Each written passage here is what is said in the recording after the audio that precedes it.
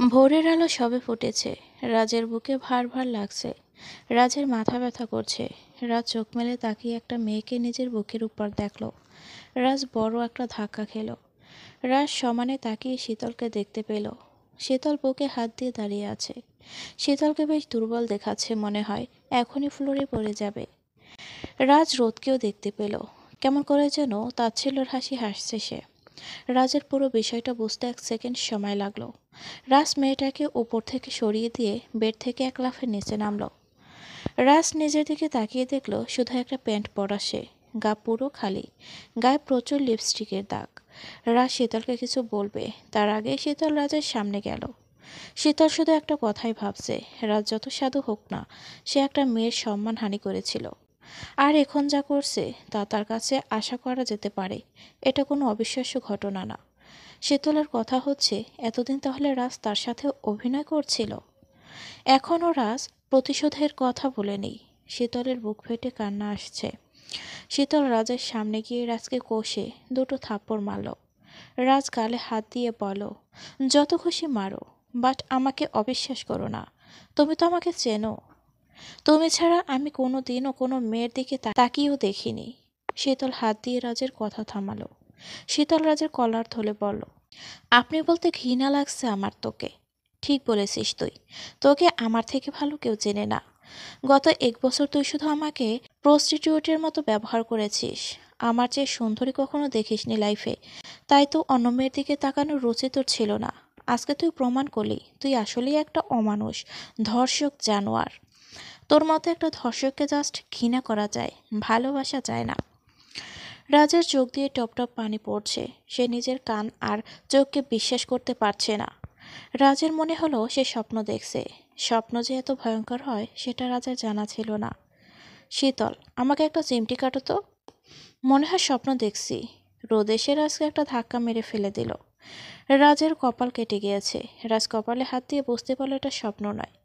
রাজের কপাল কেটে রক্ত পড়ছে, সেদিকে তার খেয়াল নেই।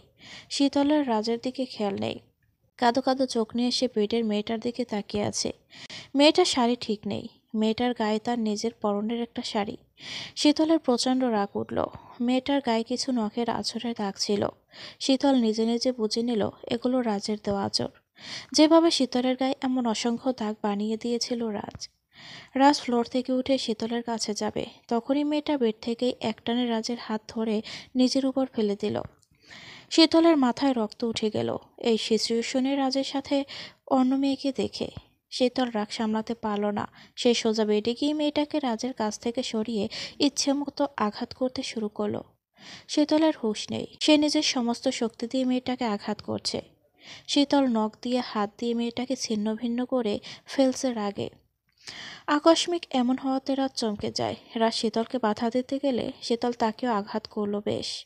মেয়েটা বাঁচাও বাঁচাও করে চিৎকার করছে। কয়েক মিনিটে শীতল মেয়েটার অবস্থা বাজে করে ফেলে। মেয়েটার শরীর থেকে ব্লিডিং বের হচ্ছে। শীতল জোরে জোরে কান্না করছে আর আঘাত করছে। রাজ শীতলকে আটকাতে পারছে না। শীতল পুরো পাগল হয়ে গেছে। রোদ মেয়েটার অবস্থা দেখে ভয় পেয়ে গেল। রোদ মেয়েটাকে ভাড়া করে এনেছিল। বেশ কিছু হলে শীতলের ক্ষতি হতে পারে। রোদ লেট না করে মেয়েটাকে শীতলের কাছ থেকে নিয়ে গেল। রাজ শীতলকে চাপটে ধরছিল। রোদ মেয়েটাকে সোজা ময়মনসিংহের ক্লিনিকে নিয়ে যাওয়ার উদ্দেশ্যে রওনা হলো। রাজ শীতলকে জড়িয়ে ধরে শান্ত করার চেষ্টা করছে। শীতল শান্ত হলো না, উল্টো বিশ্বাসঘাতক বলে চিৎকার করতে শুরু করলো। শীতল পুরো পাগলের মতো আচরণ করতে লাগলো। রাজ বারবার বলছে, ঠান্ডা মাথায় আমার কথা শোনো প্লিজ। আমি কিছু করিনি। তোমার বিশ্বাস আমি ভাঙিনি। ওই মেয়ের সাথে আমি সজ্ঞানে কিছু করিনি। ওকে আমি চিনি না। সব তোমার ভাইয়ের প্ল্যান। শীতল চিৎকার দিয়ে বিশ্বাসঘাতক বলে রাজকে আঘাত করতে লাগলো। নখ দিয়ে খাঁচিয়ে রাজের মুখ লাল করে শীতল। রাজের বুকে ইচ্ছে মতো কামড়াচ্ছিল শীতল। রাজকে আঘাত করতে করতে ক্ষতবিক্ষত করছে শীতল। ব্লিডিং বের হতে শুরু করেছে রাজের শরীর থেকে। রাজ আটকালো না। রাজকে আঘাত করে যদি শীতলের মনে শান্তি আসে তাহলে আসুক। রাজ শীতলকে এরকম আরও আঘাত করেছিল এক সময় না বুঝে। শীতলের সম্মানটুকু নষ্ট করছিল সে। সজ্ঞানে হোক আর জ্ঞানী হোক, শীতলের সবচেয়ে বড় অপরাধী সে। রাজের চোখ থেকে শুধু অনুতাপের পানি পড়ছে। রাজ ভাবছে শীতল শান্ত হলেই পুরো ঘটনা বুঝিয়ে বলবে, তাহলে শীতলের ভুল ভাঙবে। রাজকে আঘাত করতে করতে শীতল ক্লান্ত হয়ে গেল, তবুও শীতল থামছে না। যত চাপা ব্যথা কষ্ট ছিল সে সব আজকে ফিরিয়ে দিচ্ছে শীতল রাজকে। শীতল একসময় রাজের উপর থেকে উঠে গিয়ে রাজকে অবাক করে দিয়ে পাশে থাকা ফুলদানি দিয়ে নিজের মাথায় মারল। রাজ এমনটা হবে কল্পনাও করেনি। শীতল রাজকে আঘাত করছিল, হঠাৎ সে নিজের উপর আঘাত করে বসবে শীতল সেটা ভাবেনি রাজ। রাজ দৌড়ে বেড থেকে গিয়ে শীতলকে ধরল নিচে পড়ে যাওয়ার আগে। রাজ শীতলকে বেডে শোয়ালো। রাজের হাতে শীতলের রক্ত। রাজের কথা বলা বন্ধ হয়ে গেল। তার দুনিয়া যেন স্তব্ধ হয়ে গেল। শীতলের কপাল থেকে রক্ত বের হচ্ছে। শীতলের জ্ঞান নেই। রাজ শীতলের নাম ধরে কাঁপা কাঁপা গলায় বলো, শীতল, এই শীতল, কথা বলো, কি হয়েছে তোমার? তুমি আমাকে যত খুশি আঘাত করো, তবু কথা বলো, উঠে দাঁড়াও প্লিজ। বিশ্বাস করো, আমার জীবনে শুধু তুমি। তুমি ছাড়া কারো অস্তিত্ব নেই আমার জীবনে। তুমিই তো আমার পৃথিবী। তুমি তো একমাত্র তোমার রাজকে বোঝো। আমাকে যত খুশি শাস্তি দাও, তবুও চোখ খোলো তোমার। রোদ হঠাৎ এসে শীতলের এই পরিস্থিতি দেখতে পায়। রোদ ভাবেনি শীতল এমন কাণ্ড ঘটাবে। রোদ শীতলকে স্পর্শ করে নিয়ে যেতে চাইলেই রাজ রোদের হাত ধরে বলে। রাজের চোখ থেকে আগুন বের হচ্ছে। রোদ বেশ ভয় পেয়ে গেল। রাজ চিৎকার করে বলল, একমাত্র আমার শীতলের দিকে চেয়ে তোকে কিছু বলিনি এতদিন। আজ তুই আমার শীতলের এই অবস্থার জন্য দায়ী। খোদার কসম, আমার শীতলের কিছু হলে তোকে জ্যান্ত কবর দেব। রাজ রোদকে রাগে গায়ের জোরে একটা লাথি দেয়। রোদ দূরে ছিটকে পড়ে। রাজ শীতলকে কোলে তুলে সোজা ক্লিনিকে যায়। শীতলের মাথায় ব্যান্ডেজ করা হয়েছে। রক্তক্ষরণ হওয়াতে রাজকে রক্ত দিতে হলো শীতলকে। শীতল বিপদমুক্ত। খবর শুনে রাজ আল্লাহর নিকট শুকরিয়া জানালো। রাজ হঠাৎ করে সেন্সলেস হয়ে পড়ল। সেন্স ফিরতেই রাজ নিজেকে ঢাকার বাড়ির রুমে আবিষ্কার করলো। সামনে চাচা, খালা আর কাজলকে দেখতে পেল। সবাই রাজের অবস্থা দেখে কাঁদছে। সবচেয়ে বেশি কাঁদছে কাজল। কাজল বলল, দাদা ভাই, বৌরানীকে ভুলে যাও। রাজ কাজলের দিকে তাকিয়ে ওর কথা শুনেই শীতলের কথা মনে পড়ল। রাজ চিৎকার দিয়ে শীতলের নাম বলল। রাজের কাছে শীতলকে ছাড়া জীবিত থাকা অসম্ভব। কখনোই শীতলকে ছাড়া রাজ তাকে কল্পনা করতেই পারে না। শীতলের গায়ের সুবাস সবসময় রাজকে শীতলের কথা মনে করিয়ে দেয়। রাজ সবসময় শীতলকে অনুভব করে। রাজ বেড থেকে উঠেই একটা শার্ট পরে বাইরে যাওয়ার জন্য প্রস্তুত হলো। রাজের এখন ময়মনসিংহে যাওয়ার দরকার। শীতল কেমন আছে সেটা জানার জন্য রাজের প্রাণ চলে যাচ্ছে। সবাই আটকানোর চেষ্টা করলেও রাজকে আটকাতে পারেনি। রাজ সবাইকে ধমক দিয়ে চুপ করিয়ে দেয়। রাজকে বাধা দিলে রাজ সবাইকে খুন করতেও ভাববে না দুবার। রাজ নিজে নিজে ড্রাইভ করছে দুর্বল শরীর নিয়ে। রাজের দুর্বলতা তার কাছে তেমন দুর্বলতা মনে হচ্ছে না। আর রাতের মধ্যে রাজ ময়মনসিংহে পৌঁছালো। পুরো ক্লিনিক সে উল্টোপাল্টা করে খুঁজল শীতলকে। ক্লিনিকে শীতলকে পাওয়া গেল না। রাজ জানতে পারল শীতলকে বাড়িতে নিয়ে যাওয়া হয়েছে। রাজ পাগলের মতো গেল শীতলের বাড়িতে। রাজ শীতলের কাছে যাওয়া দূরের কথা, বাড়িতেই ঢুকতে দেওয়া হলো না তাকে। রাজ শীতলের বাবাকে জোর করে বলছে শীতলকে একবার শুধু দেখতে চায় সে। শীতলকে কয়েকটা কথা বলতে চায় সে। রাজ শীতলের নাম ধরে ডাকতে শীতল ওপর থেকে দাঁড়িয়ে বলল, আপনার মতো ধর্ষক জানোয়ারের মুখ দেখতে চাই না আমি। আমাকে পাওয়ার আশা ছেড়ে দিন আপনি। ডিভোর্স পেপারে সাইন দিয়ে মুক্তি দিন আমায়। আমি সজলকে বিয়ে করব। এটা হবে আপনার সবচেয়ে বড় শাস্তি। রাজ প্রথমে খুশি হলো শীতল ঠিক আছে বলে, কিন্তু রাজের বুক ফেটে যাচ্ছে শীতলের কথা শুনে। রাজের সামনে শীতল বলছে অন্য কাউকে বিয়ে করবে। এর থেকে রাজের মৃত্যুও ভালো ছিল। রাজ চিৎকার দিয়ে বলল, আমি বেঁচে থাকতে কখনোই হতে দেব না। পুরো শহরে আগুন লাগিয়ে দেব। রাতে রাজ ঘুমাতে পারল না। সে রাতে পুরো বাড়িটা উল্টোপাল্টো করে ফেলে ভেঙে চুরে। যেখানে তার ভালোবাসা নেই সেখানে কিছু থাকার কোনো মানে নেই। রাত জিনিসপত্র সব ভেঙে চুরে ফ্লোরে শুয়ে পড়ল কয়েকটা স্লিপিং পিল খেয়ে। জেগে থাকলে শীতলের কথা খুব মনে পড়বে তার। রাজ শীতলকে ছাড়া কোনো কিছুই দেখতে পারছে না জীবনে। রাজ যেন মৃত মানুষের মতো হয়ে যাচ্ছে। রাজ বেশ জোরে জোরে শীতলের নাম ধরে চিৎকার করল কিছুক্ষণ। আজকে যদি রাজ রেগে গিয়ে শীতলের সাথে জঘন্য কাজ না করতো তাহলে এমন হতো না। রাজ ইচ্ছে করলে শীতলকে ছিনিয়ে নিতে পারে, বার্তা শীতলের জন্য করছে না। শীতল নিজ থেকে রাজের কাছে ফিরে আসুক, এটাই এতদিন চেয়েছিল রাজ। রাজের কানে শীতলের বলা কথাগুলো বাজে।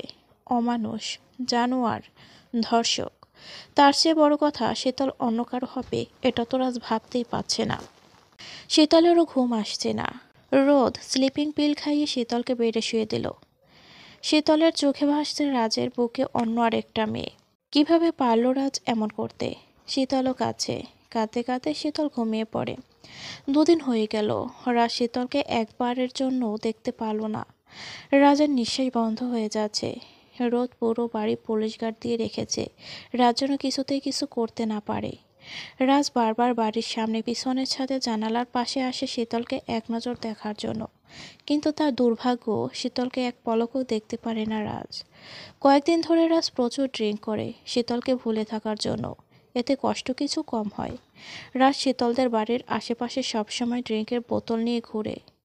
রাজের কল্পনাতে শীতলের ফেস ভেসে উঠে হাসি মাখা। শীতলের কাছে যাওয়ার জন্য রাজের মন ছটফট করতে থাকে। এদিকে শীতলকে সবসময় স্লিপিং পিল দিয়ে ঘুমিয়ে রাখা হয়। জেগে থাকলে রাজের বুকের মাঝে থাকা মেয়ের দৃশ্য মনে করে প্রচণ্ড চিৎকার চেঁচামেচি করে শীতল। জিনিসপত্র সব ভেঙে গুড়িয়ে নিজের ক্ষতি করার চেষ্টা করে। লাভের মতো সবার লাভ হলো রাজকে শীতল ঘৃণা করে। রোদ ভাবছে কয়েক মাস পর তাদের ডিভোর্স হয়ে যাবে। এখন যদি সজলের সাথে শীতলের রিং বদল করানো যায়, তাহলে শীতল সজলের কথা ভাববে, রাজকে ভুলে যাবে। এর মধ্যে একদিন সজল শীতলের কাছে গেল। শীতল সজলকে রাজ ভেবে কতগুলো কামড় দেয়। শীতলের মানসিক অবস্থা বেশি ভালো না। ডক্টর জানিয়েছে শীতল অপ্রীতিকর দৃশ্য দেখার কারণে মানসিকভাবে আঘাত পেয়েছে।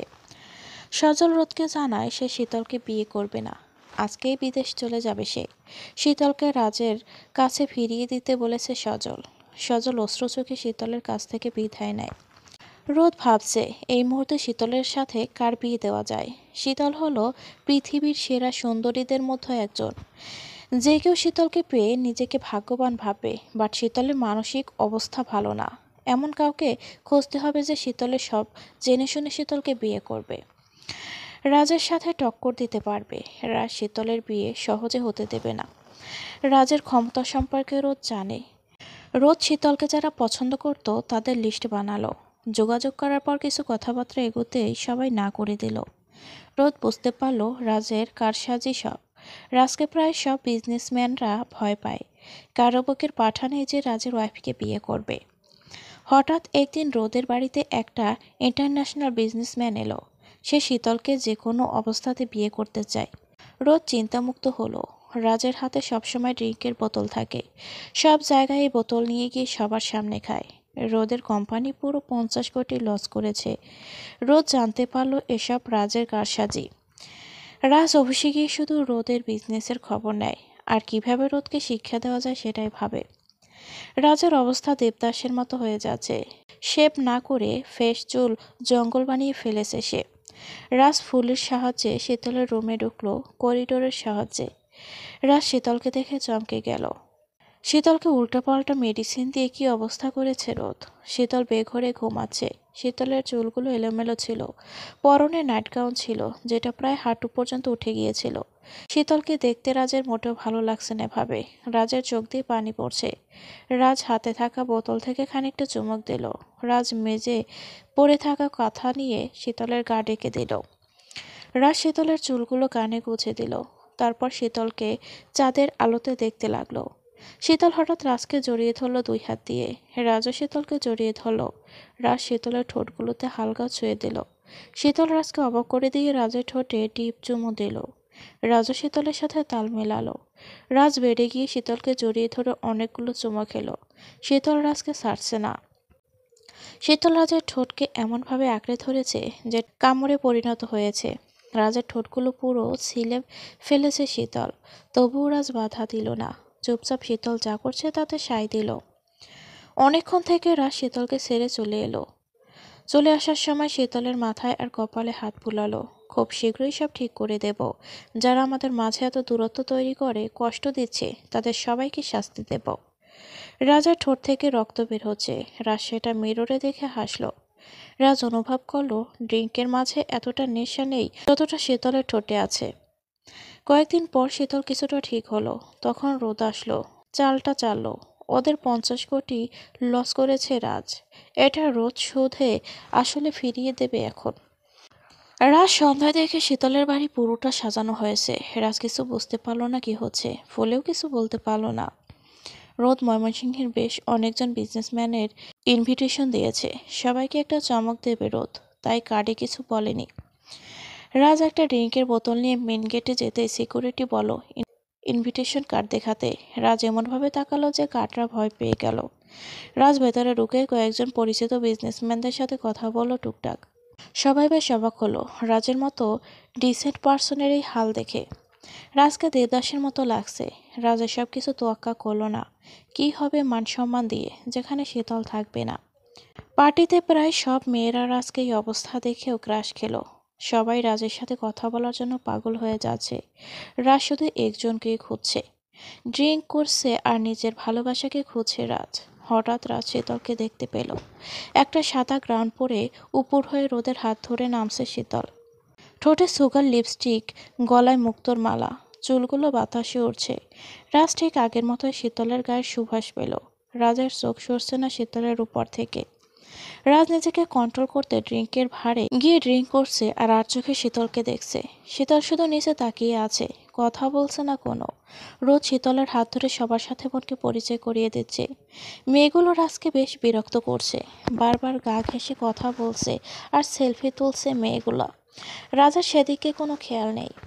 হঠাৎ রাজ একজনকে দেখে চমকে গেল।